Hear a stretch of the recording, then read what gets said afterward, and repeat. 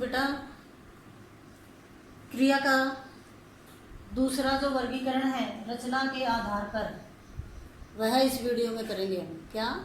रचना के आधार पर 6 भेद होते हैं क्रिया के। कितने भेद होते हैं रचना के आधार पर? 6। नंबर 1 सामान्य क्रिया, नंबर 2 प्रेरणार्थक क्रिया, नंबर 3 संयुक्त क्रिया, नंबर 4 रंजक क्रिया, नंबर 5 पूर्वकालिक और नंबर 6 कृदंत क्रिया। अब सबसे पहले है सामान्य क्रिया। सामान्य क्रिया में क्या होता है? एक ही क्रिया होती है। क्या होता है? एक ही क्रिया होती है। जैसे मोनू ने दुकान खोली, ठीक है, रमा सेब लाई, एक ही सामान्य क्रिया होती है। दूसरा है प्रेरणार्थक। प्रेरणार्थक में क्या होता है कि दूसरे को प्रेरित किया जाता है।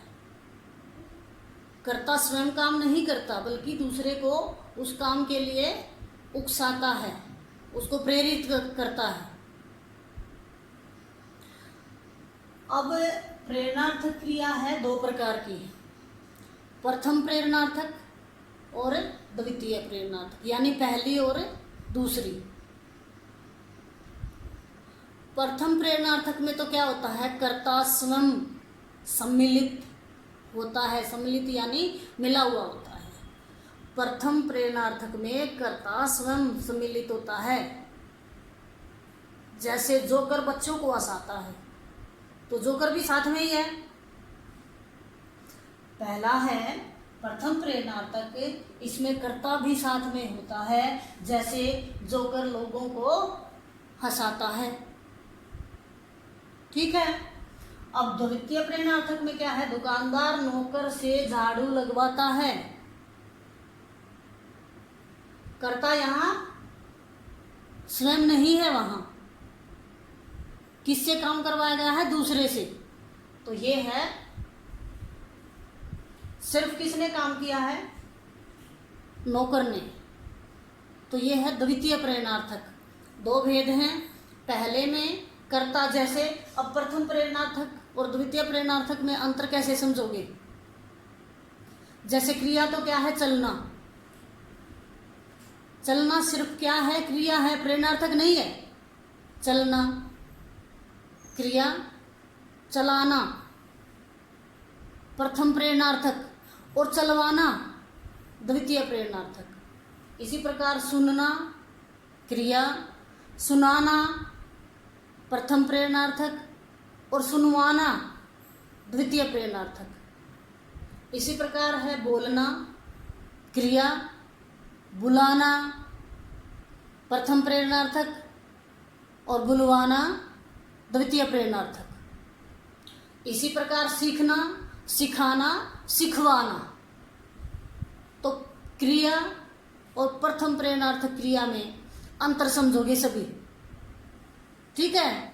जैसे बुलाना क्रिया नहीं, जैसे चलना क्रिया, चलाना चलवाना प्रेरणार्थक, इस प्रकार से इनमें अंतर समझोगे। संयुक्त क्रिया में 2 या 2 से अधिक क्रियाएं होती हैं। संयुक्त का अर्थ होता है जोड़। क्या होता है? जोड़। और उसमें कितनी की? 2 या 2 से। जैसे अतिथि कल चले जाएंगे, संयुक्त क्रियाएं हैं। इसके बाद है पढ़ और रहा है। संयुक्त का अर्थ होता है जोड़। तो जिसमें जोड़ एक का तो होता नहीं, यानी 2 या तो 2 होंगी या उससे अधिक, यानी जहां 2 या 2 से अधिक क्रियाएं होती हैं वहां संयुक्त क्रिया होती है। उसके बाद है रंजक। रंजक क्रियाओं का काम क्या होता है? सिर्फ सुंदरता लाना, क्रिया के साथ मिलकर उस क्रिया में सुंदरता लाना या उस क्रिया को प्रभावशाली बनाना। तो जैसे बच्चा नहीं, सौम्या स्कूल से लौट आई क्या है? रंजक क्रिया। मुख्य क्रिया के साथ आई है और इसमें सुंदरता इसने बढ़ा दी है। आगे है पूर्वकालिक। पूर्व अर्थात पहले के, काल यानी समय की क्रिया। किसके पहले के? मुख्य क्रिया के पहले के काल की क्रिया। मुख्य क्रिया से पहले आने वाली क्रिया, ठीक है। और इसकी एक ही पहचान है, इसमें कर कर प्रत्यय आपको मिलेगा। पूर्वकालिक क्रिया में कर प्रत्यय मिलेगा आपको। जैसे बच्चा पढ़कर सो गया, तो मुख्य क्रिया तो है सोना, और पढ़कर क्या है, पूर्वकालिक, क्योंकि मुख्य क्रिया से पहले आई है। तो पूर्वकालिक क्रिया पढ़कर, हंसकर, देखकर, बोलकर, सुनकर, ये सारी की सारी क्या हैं, पूर्वकालिक क्रियाएं हैं। आगे है कृदंत क्रिया। इनमें क्या होता है, प्रत्यय जोड़े जाते हैं। 3 भेद होते हैं, वर्तमान काल के, भूतकाल के और पूर्वकालिक के, ठीक है। वर्तमान का प्रत्यय होगा, भूतकाल का होगा और पूर्वकालिक। अभी जो कर प्रत्यय जो जोड़ा है, पूर्वकालिक तो है ये कर प्रत्यय।